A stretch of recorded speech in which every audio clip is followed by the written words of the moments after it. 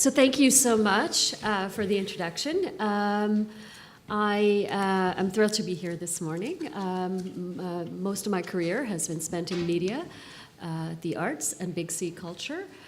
Very much concerned about kind of our shared values. So this is a fitting panel for me to be chairing in some ways. I won't say a lot about the panelists. You have their bios in the program.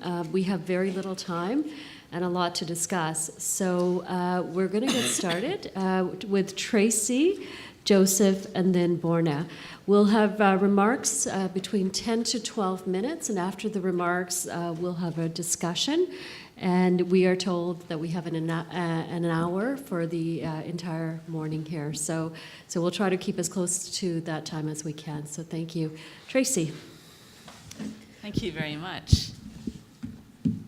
And thank you for the clicker, the power. Good morning. It's an honor to be here and to be presenting with everybody sitting in the front here.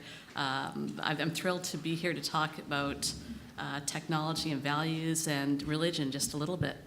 I like pictures, so I've got a series of pictures that I want to show you as I go along with my remarks. This first one has Pepper on it, Pepper the robot. Have any of you ever heard of Pepper before?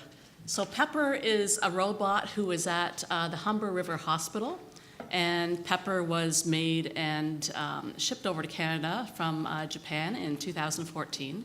Pepper has a number of wonderful capacities. Pepper is able to respond to facial and body and word cues to change the emotional response that he or she, and he's often referred to as a he, which is an interesting thing about robots, to who's ever there. So Pepper responds differently to children and responds differently to adults, and has been shown to be a very comforting presence and do an awful lot of good relationally for people who are experiencing stress and distress. There we go. So Pepper does not know quite enough to be able to go and initiate contact with a newborn, but the newborn's parents and caregivers can certainly make that happen. And it seems to give a lot of pleasure to people, both young and old, some distraction and some comfort too. We also have these robotic seals, which we first heard about in the wake of the 2011 tsunami, with tsunami victims in Japan. And studies have shown that these seals have provided, again, some significant comfort to people who have been in distress and have had their lives turned upside down. So a lot of good is coming from a lot of AI. These seals respond to touch. They move a bit. Some of them make sounds. They're surprisingly powerful. You might think, oh, but I would know it's not real. It doesn't seem to matter. It is real. They are real in a sense. So we've got a lot of AI happening, even in the world of religion, very deliberately now. So what does it mean to have a robot dispense a blessing? What does it mean to enhance religion, to make religion even better? What does it mean to have AI deliver a blessing? Are there pluses with this and minuses? Yes, of course there are. One of the things that I noticed if you go on YouTube and you Google these robots, you can see them and experience examples of these blessings that are given.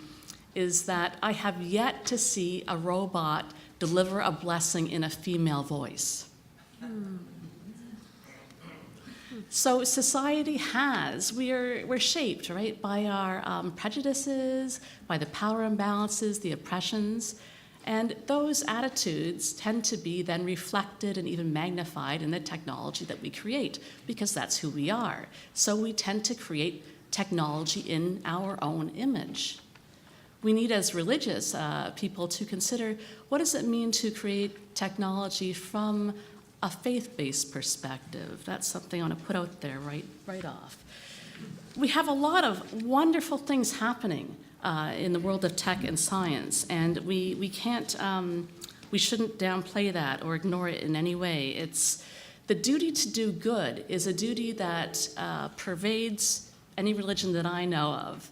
So we would be failing not to pursue technology for the good, to try to make life and the planet and the world better.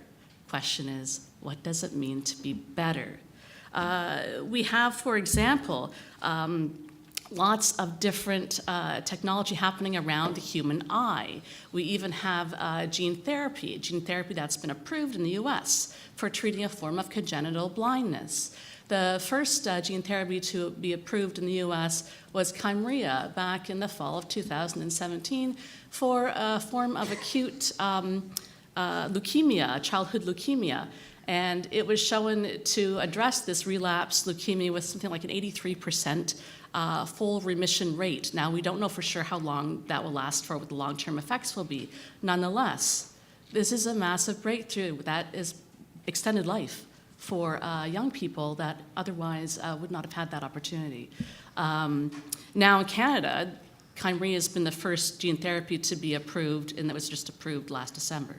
Hasn't been used yet. One of the problems, and this is something that ought to concern religions, and we ought to all know about this and be thinking about it, is justice, right? Who can afford, and how do we afford these therapies if they are for the good? So Kymriah is a gene therapy that is delivered in one treatment. That's all, but it is almost $500,000 US dollars. So for us in Canada, ideally, we would think that would mean that it would be provided then to anyone who would need it. There's been concerns raised about that, not just around who could afford that or how we would make decisions in our healthcare system to allocate resources to such an expensive procedure, and then how we weigh the value of lives against each other, but also by the drug companies to say, well, is this really worth it from our perspective to make money? Because once it's done, it's done. We don't keep making money off it. Think about that. So we've got all kinds of technologies that are supposed to be making life better. We've got them happening in the physical realm, the emotional realm, cognitive, spiritual, and moral. So all those different areas of life we're working on enhancing with technology. So affective-wise, we have some really good pharmaceutical medication as well as brain stimulation techniques to help to stabilize mood, bring people out of very deep depressions that they couldn't otherwise come out of. Lots of progress, lots of question marks too. The physical realm, pro-longevity. Will it be that someday in the not too distant future, we will be able to extend life to a point that we could theoretically live for almost ever at a biological level, barring accidents or asteroid collisions or the like, or killing off our Earth? So do we want to live forever? Why do we want to live forever if we do? We need to consider that.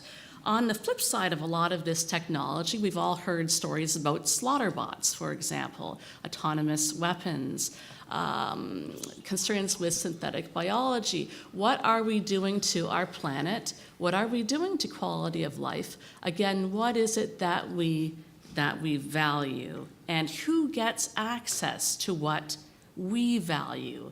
And who are we anyways? So it's about values. It really is so much about values. We have to ask that question. I tell my students in undergrad sometimes, and they look at me like I'm crazy because I make reference to an old Spice Girls song from the 1990s, which is ancient history now, of course. What do you really, really want? It rings true for me. I thought it was quite humorous, but most of them would ask me, Spice Girls? So yeah, everything is contextual. But what do we really, really want? European philosophers like Marcuse, Habermas, and Foucault have shown and argued really well that technology does not only get infused and affected by our collective values, but technology brings values, right, and pushes those values. And those values are efficiency and utility. Those are the values that are predominant in technology, just by the nature of technology. Technology is designed for efficiency and utility to do something. So if our greatest values are efficiency and utility, that really challenges, at an implicit level, the religious value that we are of value simply for being, that we have dignity in ourselves just because we exist. And we have value in ourselves just because we exist. What does that look like in a world driven by technology, where utility and efficiency are the primary values? And that gets all wound up with winning and being number one, and all the themes we've been hearing so far at this conference, the extreme individualism, the my rights, it being all about me. And when we challenge that, we do something countercultural that we so desperately need. So how many of you have ever been asked to identify your top 5 values or your top few values? Not that many, right? We don't create that kind of intentional space usually to talk about what it is that is important to us. So how can we engage in talks about technology as it's unfolding in terms of what it is that we really, really want? Do we want to live forever? Why? What's the point of that? Is it about fear? Is it about wanting to give more? What is it that we want to do? If you're having trouble thinking about what your top 5 values are or what the top 5 values might be in your religion, here's an exercise for you. Think about your obituary. Because as it is now, we all die. That may not be forever. What do you want your obituary to read as? And that will tell you what it is you value. We have to ask these questions even more, and I think we're going to hear a bit more from maybe one of our panelists around moral bioenhancement. So if we have the capacity to make ourselves morally better, because you see, as we get more and more tech, there's more and more concerns legitimately about the potential for mass destruction. If there is that potential, then maybe one of the only ways to avoid that is to make ourselves better morally. But then whose values are the values, and who gets a dose of those values? For example, oxytocin can enhance empathy and trust. Who needs more empathy? Does everybody need more empathy? A lot of feminist theologians have shown that a lot of women and marginalized people don't need more empathy. They need more self-assertion and self-love first, because otherwise it's just this undue self-sacrifice, which doesn't go anywhere. So what do we do with that? And on top of that, oxytocin and some other similar pharmaceuticals will enhance that empathy, but only on an in-group basis with kin, which could make us more antagonistic to whoever are the out-group. So it's not all good, right? If it's all just about family and protect us and be against the enemy, then we're going to have problems. So really quickly, again, we have to ask ourselves, is it all about me?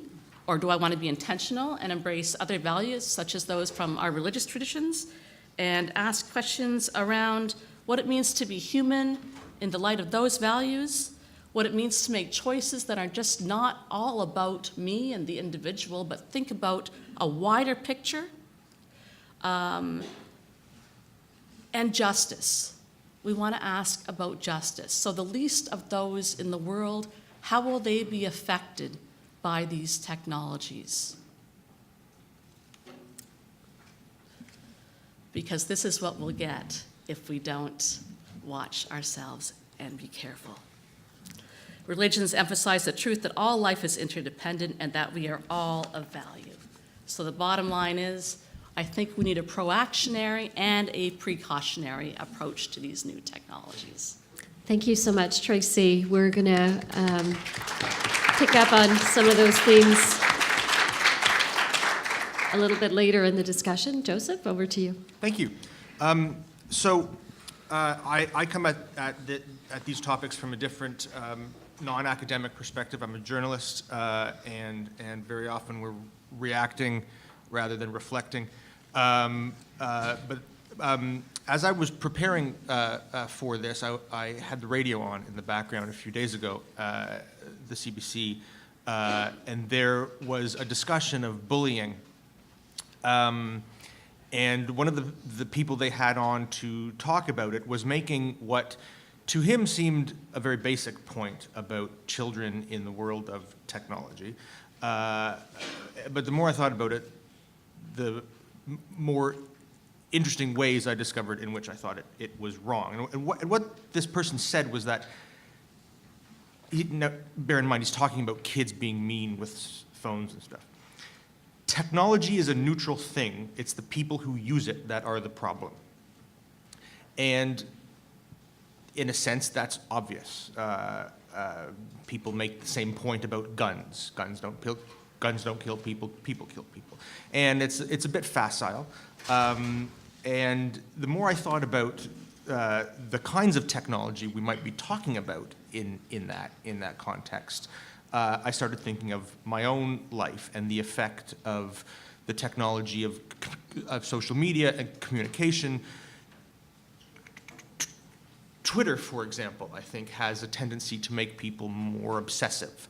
It is a quick shot of instant reward without much reflection. Facebook promotes oversharing. There are some oversharers in the audience.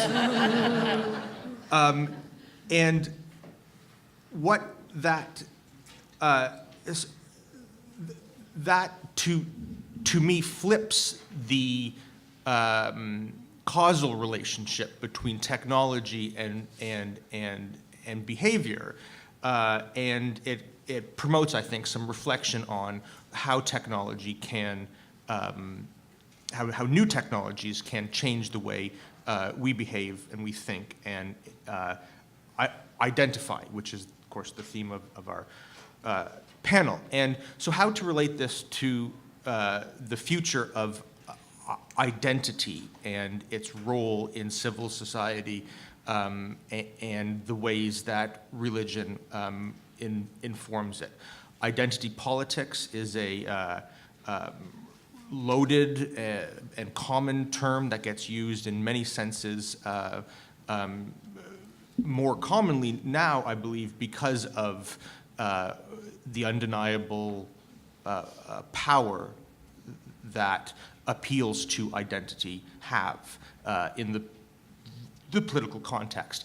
And I wanted to offer one particular example of unintended consequences that I think has prompted much reflection in recent months in this city in particular, and it is about the incel movement, which many people will have heard of, stands for involuntary celibacy, and it's been identified as kind of the key motivation of the terrible van attack of last year, in which several people were killed on Yonge Street, uptown, and it caught everyone by surprise. No one had heard of this strange internet subculture in which people were using tools of social media to communicate vile sentiments in much the same way that terrorist extremism had done before. And as people looked closer into it, what they found was that the roots of that traced back to a very almost positive self-help movement in which people were using social media to reach out to people with similar problems, with similar anxieties, to share them in a open and mutually supportive way. But they did it on computers, and they did it with cell phones, and they did it anonymously, sometimes in private chat rooms that were invisible to the general populace. And it became, to my mind, a very good example of the corrupting influence of technology on questions of identity. And anonymity fosters a sense of lack of repercussions, lack of being accountable for one's action. That I think is the defining characteristic of what we've come to know as the internet troll, someone who gets laughs or gets some sort of a kick out of being anonymously awful. And so how does that relate to religion? And I think, speaking even from personal experience, I know that religion for many people is not a lifelong constant. It can be the sort of thing that arises due to whatever accidental needs your life presents, crises, children, new relationships.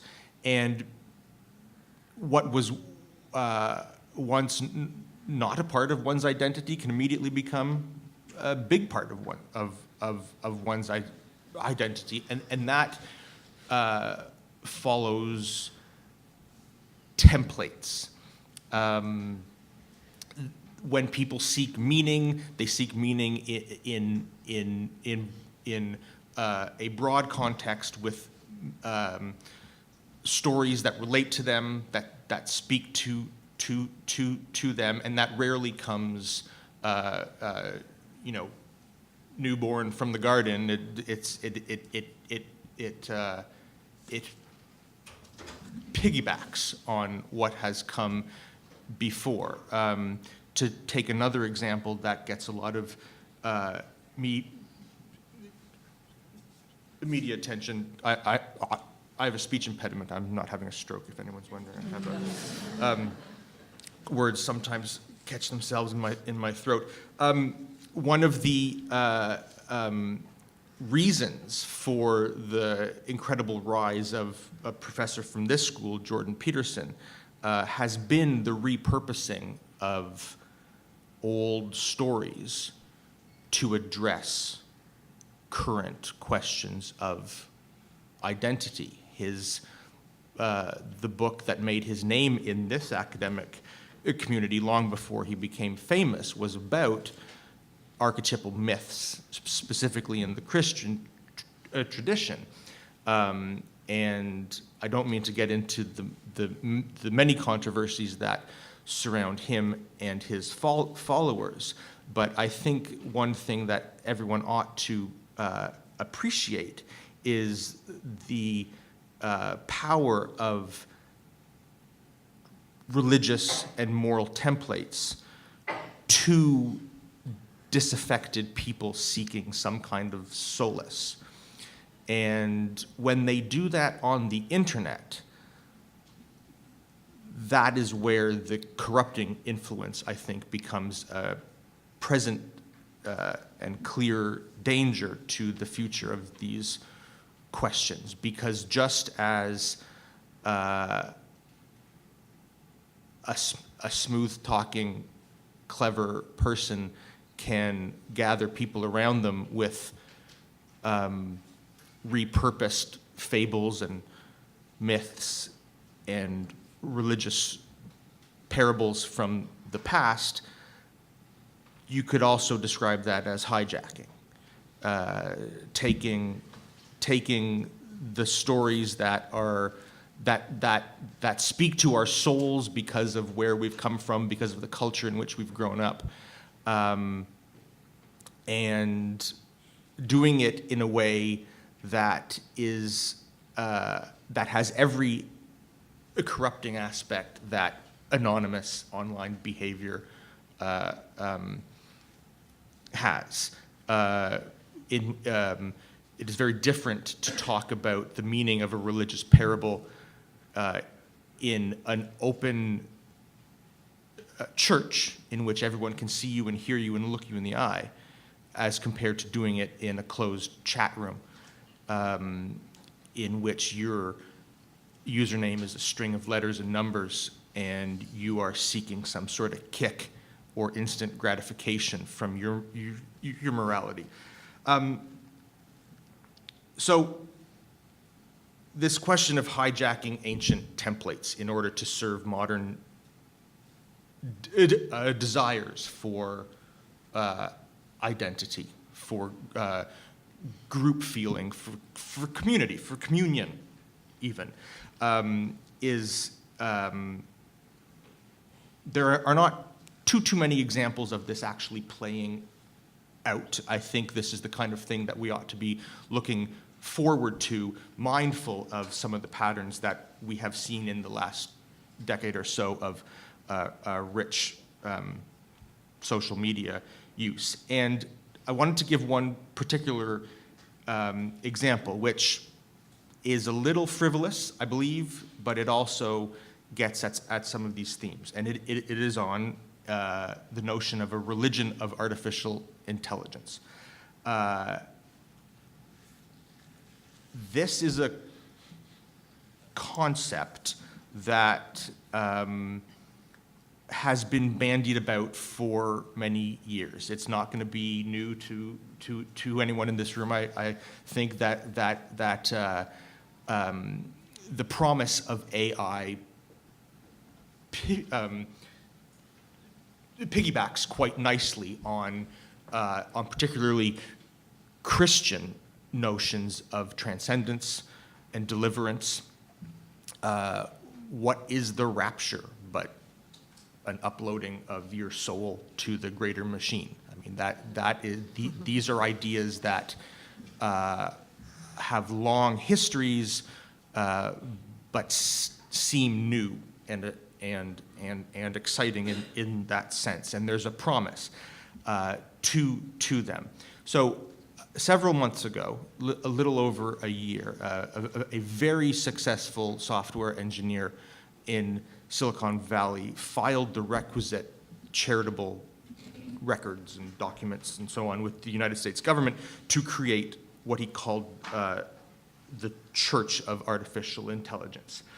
And it got a bit of press, partly because of who this person was, and he's a big player in the autonomous car world, having worked for two of the big developers and was at the center of a lawsuit about it, but which we need not get into. But the initial thought, I think, certainly my initial thought is that this has got to be some kind of a scam. This has got to be a tax dodge. This has got to be some way to make money or protect money or carve out some segment of the future digital economy as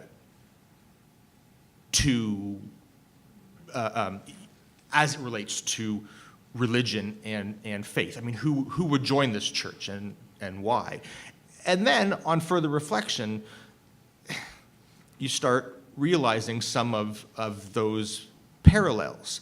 And you start imagining future behavior of people who are seeking a community, are seeking an authority, are seeking to have their personal sort of smallness as a human related in a substantial way to a divinity almost, and that's how the general public is starting to conceive of artificial intelligence and its promise as not just a source of convenience and utility and economy, but as a source of meaning and place for who we are. And just as Christianity rose from sort of small little cult in the Middle East through the vast economic power of Rome to become a unparalleled force in history and politics, you can sketch out a similar future for artificial intelligence in a world where our economy is driven by Google and Facebook and these economic and financial entities.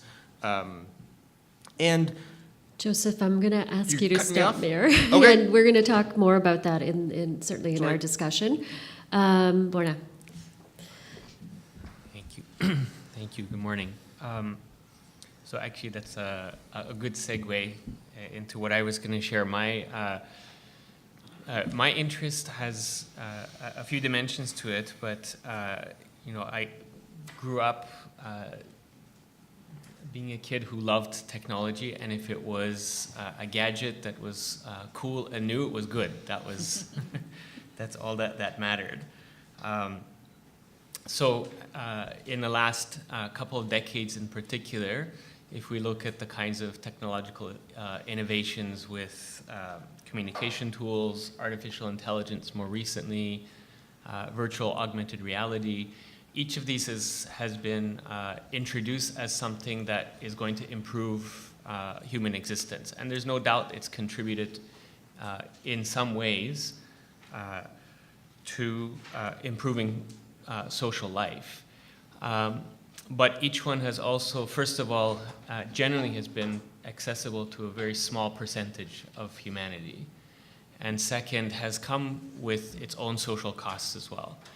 And one of the things I've been thinking over the past few years is that makes sense. I mean, Tracy mentioned that the values of efficiency, but also I think one of the values that these modern digital tools brings is problem solving. That an important thing for, and this is particularly a part of Western ideology, that we value things that solve problems for us. Well, we think that the value is the solution part, but as soon as you say problem solving, you're bringing with it valuing problems itself. So it shouldn't be surprising then that modern digital tools also in solving certain problems create new ones as well. So this thing that Tracy was saying, that Habermas and others have said, that it amplifies values, you can see it very clearly. And I think one of the challenges is in doing that, a question that I have is it actually giving us choice? How is it affecting individual and collective choice about the development of technology, the production of technology? And so I thought maybe I would just contribute to the panel by sharing some ideas, some examples, and more than anything, some questions. So my slides will just have a whole bunch of questions up there for you, so you can read the questions while I'm offering a few comments. And just to say at the outset that some of my examples are my own research projects. Some of them come from the work of the Baha'i community in different parts of the world. So, so here the premise I have is that actually the future that we're looking for, a whole society, would be one where we do value actually technological innovation. So in questioning some aspects of how we interact with technology, innovation, choice, these things, is not to say that we want to become Luddites. It's simply that, or go backwards, become technologically inferior. We want to move forward, but then how? Is the way that we've been proceeding one that it will lead to prosperity for everyone? So the first thing maybe is to look at some of the assumptions. So even what Joseph shared about AI, and you mentioned Google and other companies, and I'll come back to that in a minute with an example. They're based on certain conceptions of human nature and human relationships. So one is the tragedy of commons, basically that everybody is self-interested. And you can look at history from a certain perspective and say, well, that's been our history, therefore it's reasonable to conclude that. But I think one of the perspectives religion brings is it allows us also to transcend our history and to look at a future that, although it acknowledges our historical past, also offers a future that's different, that's transformative. And so if we consider for a moment that with that conception was based on the life of humanity where we weren't globally connected. We weren't even conscious that there were other human beings of different cultures, and in fact, it was those interactions that often created a lot of challenges for us as we came to get used to, well, what do we do when we come across people who are very different? And in fact, I would think that I would even offer that in some way science fiction has explored some of these themes for us. What happens when we encounter things that are alien to us? But my question is that idea of the tragedy of commons still tenable? And if we think of society as constantly evolving, in the modern world, who are the protagonists of that evolution? And so I wanted to offer a perspective that when we think of social change, in some contexts we think of individuals, right? As individuals, we contribute to social change. In other contexts, we talk about institutions, governments, policies, and so on. But maybe one of the things in particular that religion offers beyond what it does for individuals is that sense of community, the communal. And that's maybe one of the protagonists of social change that's often overlooked. And so one of the things I've been curious about is this protagonist of the community and its relationship to the individual and institutions, which for this purpose I would include, as well as governments and religious institutions, I would include in there, I think you would have to include corporations. I think how companies operate in a way, at least functionally, are institutions in our society. So maybe on this note, I'll put this up. You can read it while I'm talking. Just this working definition of community. Just to give an example to make this concrete, and this is actually it's in literature from a few decades ago when tech transfer and appropriate technology was popular. There was, I don't know if anybody is familiar, this example of the Skolt lapse in northern Scandinavia, and they're the Sami people. Very central to their culture was the reindeer. So the men would go out on the ice, often for weeks at a time, and hunt reindeer, coming back maybe with one reindeer that would have to feed and clothe a whole community.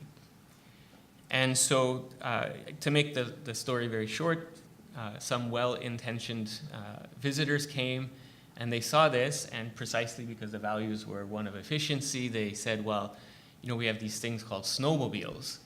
And if they had a snowmobile, they can go, and in a much shorter time, they could hunt one reindeer, or they could have more reindeer and feed more people. So it was all the more is better, doing things in a shorter time. So as the case study goes, they came back some years later, and they found that there were a lot of social problems now.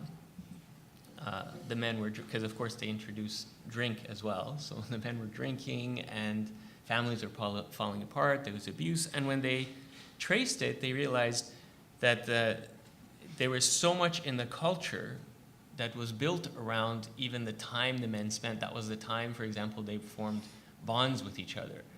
And when they were away, the women were used to them being away. So, and when they came back, they knew exactly what to do to prepare all the food and everything.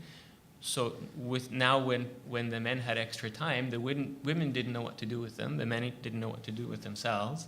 They had no sense of purpose, and they didn't have those weeks on the ice to talk about some of their problems with their brothers. And so it became a case study, a very popular case study, to look at the way that introducing technology that carries values with it, introducing it to another culture with a different set of values can have very adverse consequences. Another more modern one that I like to use, I teach a course on technology and society with my students, is Gmail. So just show of hands, how many people use Gmail? Right, okay. How many of you used it 10 years ago? Right. So I don't know if you remember, around 2010, Google did this interesting thing where they updated their privacy policy to make it very clear that they owned all your data. Does everybody know that? That everything you have on Google, it belongs to Google, right? They can do whatever they want with it. So of course their purpose is advertising and actually using artificial intelligence to mine the data. But in the media at the time, there was a storm, and everybody was very upset that how dare they do this? How can they own my data? That's my data. It belongs to me. Well, if you go back from 2010 to 2012, the number of Gmail users in North America rose dramatically. So the question is, although we like to think that privacy is very high up on our value set, it's not. Our actions actually betray that.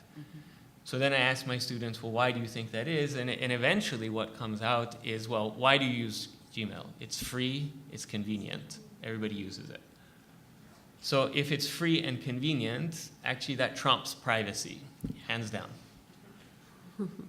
So one of the things I think modern digital tools have done is shown us collectively, whatever we think individually we have as values, actually the way we interact with technology shows us sometimes what our collective values at least are. So if we, I put up this definition of society, of community, sorry.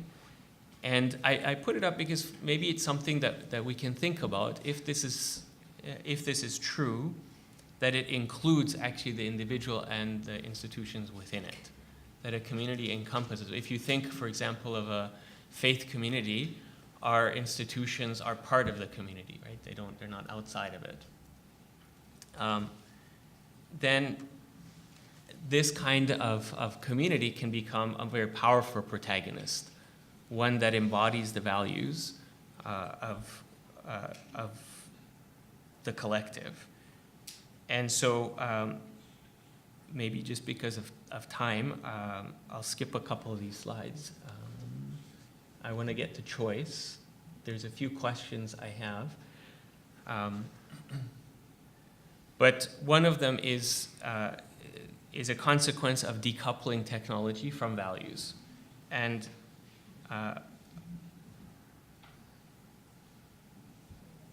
there's one in particular I wanted to, maybe two examples or I'll conclude with. One is in a rural part of Colombia. I was visiting just last summer, where they had done a lot of work in education in the community about their values, which included their cultural and religious values, and how the whole community become more and more conscious of those values and make conscious choices. And it was in the 70s and 80s, so a lot of it was about agrotech, so technology for farming. And you could see how the positive effects it had, but then when other market forces had come in, it created certain challenges. So it was a mixed bag, but you could see in one village where they had adopted this model of education, how they had made very sound choices. There was prosperity for all. One farmer, in fact, when they had offered certain efficiency tools, had said, no, why would I do that? Because then I would put other villagers, which are my family, out of work and out of food. I'm perfectly happy with the amount of money and food that I have, so why would I do that? But in the same community, social media had come in, and the parents were stuck. They didn't know how to help with the children and how they use social media and the obsessive nature of it and all the things that we're familiar with. So one of my own projects more recently has been looking at video games, because I teach video game development at the university I'm at. And we've had a project over the last couple of years with a group of urban Aboriginal youth who are part of an educational program we have. in the Baha'i community, but then my research project was to look, they're very interested in video games, and actually in our programs they were distracted by video games. So we said, well, okay, well, let's look at what's behind video games, and does it have to be? So how do we reframe even the technology itself? And so we started to list with them, well, what are the values that you have? What are the things that you would want to share in the community? So rather than making it about an individual, if you were with your family in the neighborhood, what would you want to say to them? Now think of a game, a video game, that would not just convey those values, but there'd be some dialogue, because maybe that's a medium that allows people to interact with ideas. So they had the story of the game is something catastrophic has happened to the neighborhood. There's a force field that has taken away all color. And so you have to walk around in this colorless neighborhood, and then you go into certain rooms and you play a mini game. And once you win this mini game, you get a color in your color palette, and you can repaint the neighborhood. And the first mini game, I was very intrigued by their first mini game they wanted to develop, was a game about addiction, which I thought was very ironic given that it was a video game. So they had to think through, well, how do we do this? Well, the first thing was, well, we make them go do something in the real world. Then they realized, well, someone could cheat so that they could defeat the purpose. So they went through a few different ideas until finally they realized, okay, what we have to do is make the game, after a few minutes of playing it, really, really difficult. So then the person gets frustrated, eventually they come back, and now suddenly it's easy. And after a couple of times they doing that, they clue in that, oh, I can just limit how much time I spend playing this game, and then I can pass it. And once they figure that out, then they get the color palette. So it's just the beginnings of it, but it's a way maybe to think of how, as a community starts to interact with values, becomes conscious with it, actually technology could play a role. But really, I think what I was learning is they need religion, because those values often come from a sense of religious, or at least a metaphysical. And I'm looking forward to a discussion about that as well. Okay, thank you so much. We're going to spend the next 10 to 15 minutes just in a broad discussion on some of the themes that were raised here. The role of values and even morality in tech is not a new conversation. It's been going on for a little while, certainly, in the media space, in the tech space, and here in Toronto, it's been a very front and center around the Google, the Sidewalk project. I'm just wondering, from your perspective, what is missing from that discussion around values? What is it about the value pieces that we're not talking about? Because it is being discussed, and I hear a lot of discussion around it, but what is not being discussed? Where would you like to see that discussion go? Please go ahead. ahead. If you're going to say something. The first thing that occurred to me was just to have a real emphasis on the interdependence of all life and how that will change things and will change the conversation. Again, if we shift it from it's the assumption that it's all about me and what I can get for myself to an intentional understanding of every choice that I make affects everybody else too, and that I actually care about that effect. That changes things, and I think religion can bring that piece. So I was struck by just by in Borna's talk this notion of professed values versus obvious values. You say one thing, and yet your behavior indicates something else. And I think that's a point that ought to be front and center in this question of how morality can inform technology and be a part of it. I know Tracy was talking about the sort of self-evident values of technology being things like efficiency and utility. And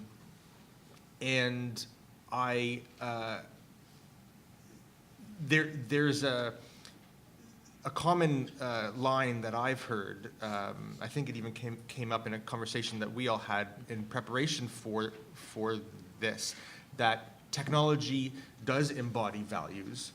It's just a question of whose values, and very often it's the people who have made it, who have in many cases consciously, but sometimes unconsciously, imbued their values into their technology. And there are many examples of quirky little problems that can arise through unexpected consequences.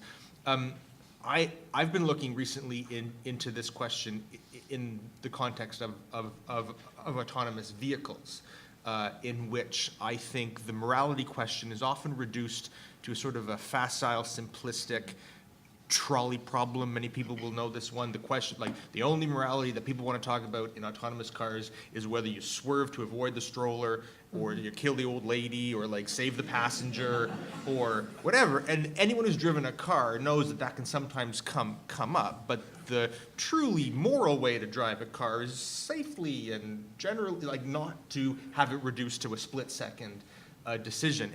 And to inform that, I've spoken to some anthropologists who have made an effort to distill what they sort of rather grandly describe as a universal moral code, which they've drawn from a database of ethnographic texts.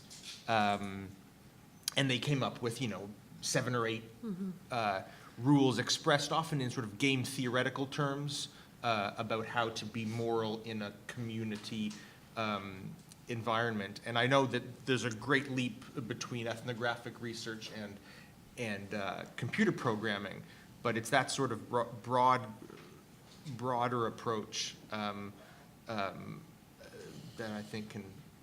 So, in terms of this notion of a universal kind of moral code or universal values, how would or how could the notion of shared values, universal values, be programmed into tech? It's the algorithms that are, of course, creating the biases around race, around gender, and so on and so forth. How do we have that conversation, and who is having that conversation? Well, there's a lot of talk in the moral bioenhancement area about that and about whose values. James Hughes, who writes from a Buddhist perspective, it makes a really good case for pursuing our capacity to make ourselves better, enhance ourselves morally by embracing a set of values that he looks at Plato, Aquinas, and the major world religions, he calls them, and derives a set of values from there, including things like prudence, kindness, careful thinking, I forget his exact words here, and justice.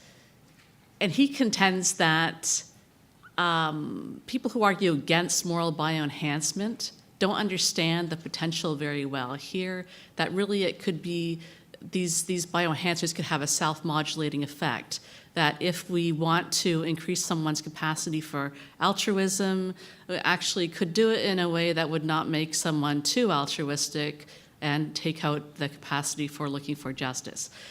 But he doesn't answer to my satisfaction, though, your question, Sadia, that it's still a question of who comes up with these values. I mean, the ancient philosophers had a lot of power. They were male and they wrote. Not everybody has that ability to do that. So what population, what voices are we missing here? And if we program it and it becomes technified, part of tech, then it amplifies it and makes it even stronger in some sense. So we really need to take a careful look at whose voices are missing. Borna, in terms of, I was just going to say, to pick up on your experiment with the indigenous urban kids, what are you seeing there that was missing that could be possible through tech? Because it is a double-edged sword for sure, right, with young people and teens, and the whole video game piece in terms of addictions and other behaviors that follow as a result of that. So what was the ultimate, like what was the purpose for you, and what do you think that people that the students got out of it? Yeah, I mean, I'll start with that last part. I think the students it raised a lot of consciousness in them about not only their values, but also how, on the one hand, that particular form of technology was affecting their values. And they were like, no, well, we don't like this. But I think part of it is if we think of what drives the innovation, I think this is one of the things that came up in our call in preparing was there's kind of a profile of Silicon Valley, who works at Silicon Valley, and the kinds of values they have and what kind of life they come from. And that's what embeds it. And if you think of video games, for example, the way they're being developed right now is you need the person to be in the game because the longer they play, the more money the company makes. That's the bottom line. But video games could also be seen as a interactive art medium or art and communication medium. And that was the nature of the discussion with these youth is, what if we were to look at it this way? So instead of just something that's entertainment and takes up a lot of your time and doesn't allow you to do the things that really you do want to do, we don't have to just set it aside completely, but how would we transform the tool? So the thing that was central to it was the solution didn't come from the technology itself. The solution had to come from a discussion in the community and interaction with values, a discussion around values itself. I don't know if that answers. Yeah, with a discussion with real people, hopefully. Yeah, Yes, exactly. yeah. It speaks to the importance of policy and law.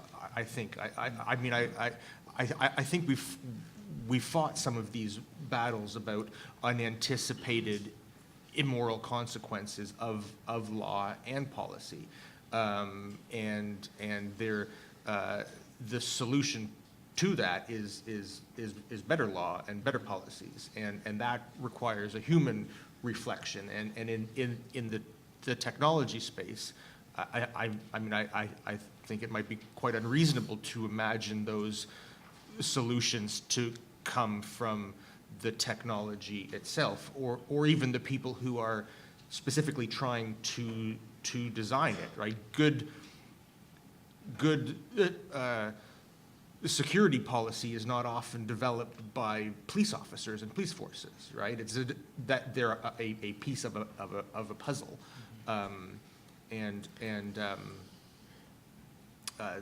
there is a sort of a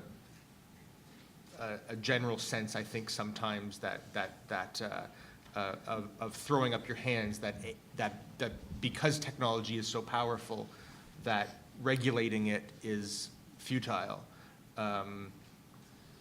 Whereas if it is so powerful, that's exactly what it needs to be. And we're seeing a lot of discussion around that in the lead up to the federal election, right? And the monitoring of the social media platforms and the regulation, and because we've learned from other countries around that, especially our neighbors to the south. One of the things that has also been front and center in our desire for more and more tech is it frees us from the limits of the body. Right, any tech that helps us, enhance any limitations that we may have in terms of disability or other things, technology seems to be the answer with the halo around it. What are some of the implications of being freed from the limitations of the body?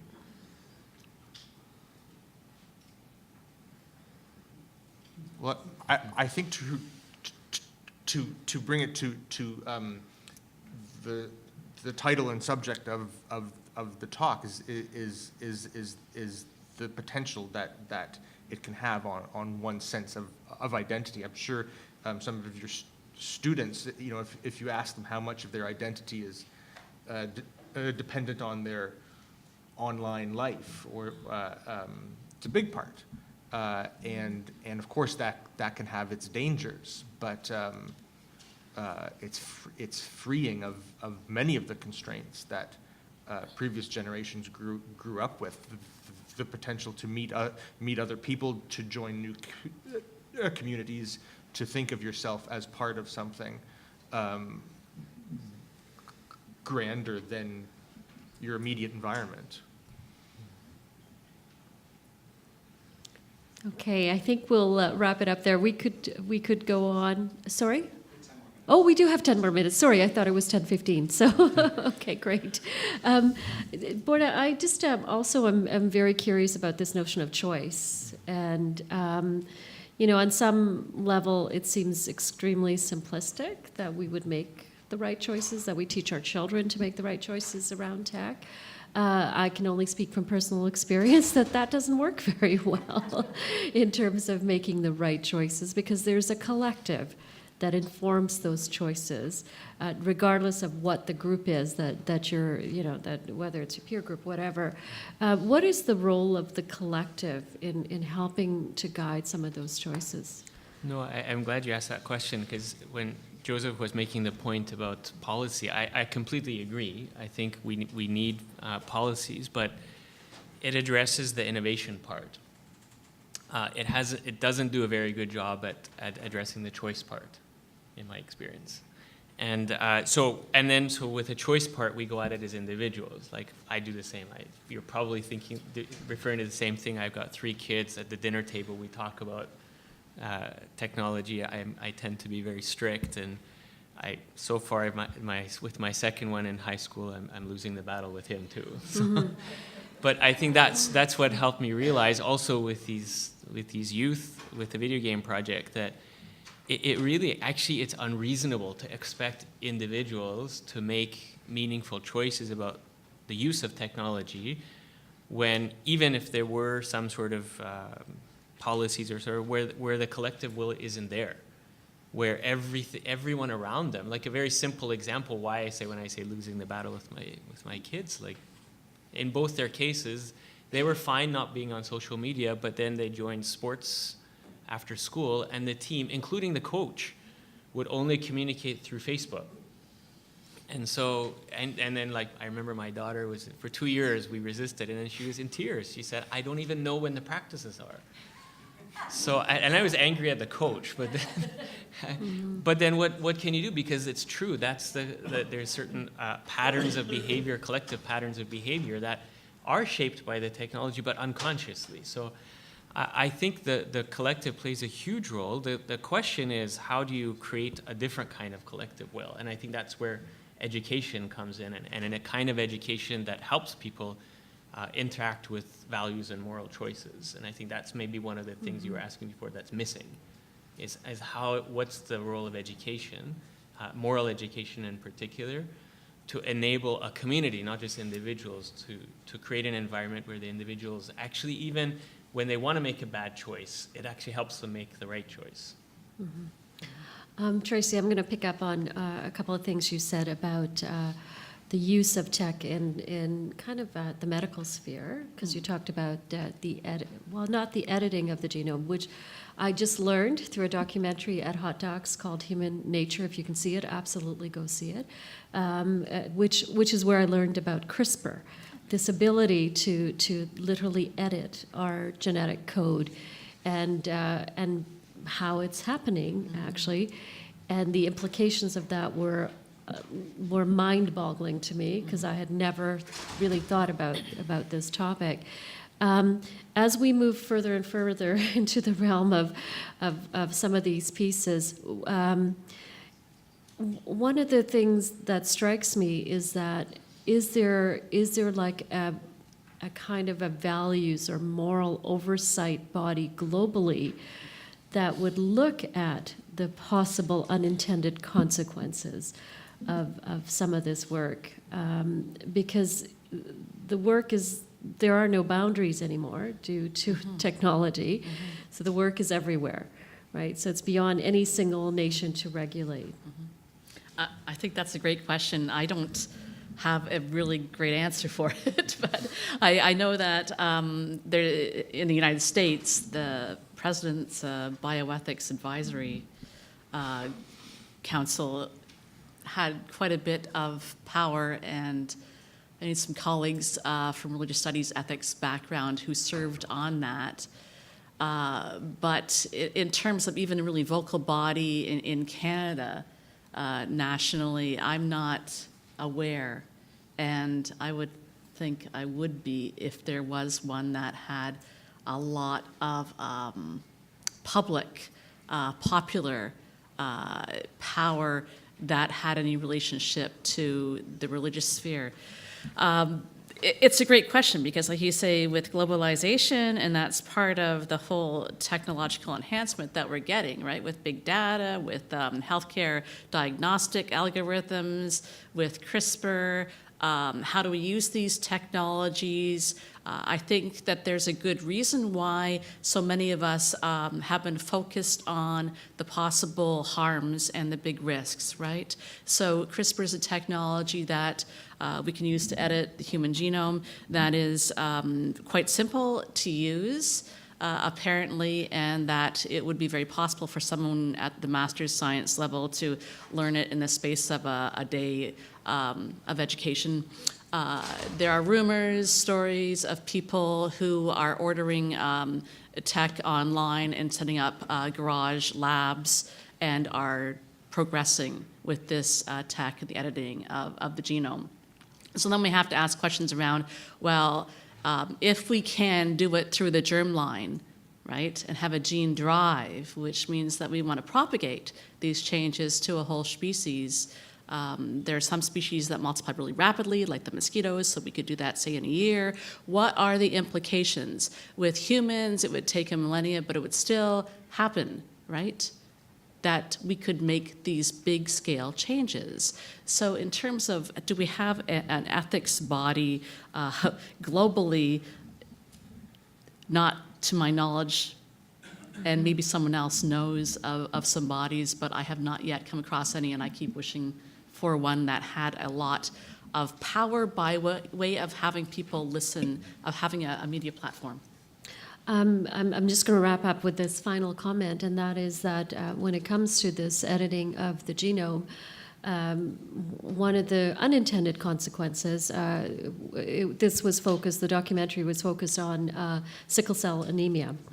And in fact, they learned through I guess, years of research that in areas of the world where sickle cell anemia is the most prevalent are also areas of the world where malaria is most present. And in fact, the genetic mutation that allows for sickle cell anemia also protects against malaria.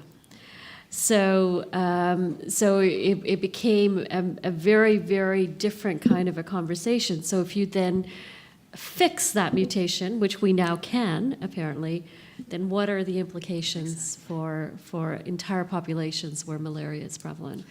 Yes. It was quite. It was a very big kind of aha moment, right? And isn't it stunning that we don't hear about that? That many of us might have heard that we can kill off the malarious-carrying mosquitoes within a year, but we haven't heard of this consequence. The consequences, right? It's not out there. So thank you all for sitting in on the conversation. I believe most of us are here for a little bit longer. Thank you, Joseph, Borna, and Tracy. It's been a lovely discussion, and thank you all for listening.